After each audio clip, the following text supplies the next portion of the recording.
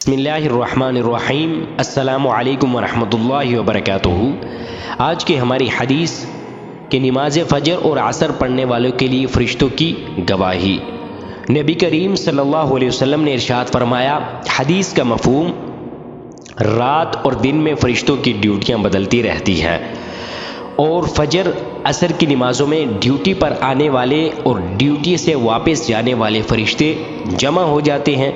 پھر جب تمہارے پاس رہنے والے فرشتے اوپر کو چڑھتے ہیں تو اللہ تعالیٰ باوجود اپنے بندوں کے متعلق بہت کچھ جاننے کے فرشتوں سے پوچھتے ہیں کہ میرے بندوں کو تم نے کس حال میں چھوڑا، یعنی اللہ کو جانتا ہے، اللہ رب العزت ہر چیز کو جاننے والا ہے، لیکن اس کے باوجود بھی فرشتوں سے پوچھتے ہیں کہ تم نے میرے بندوں کو کس حال میں چھوڑا۔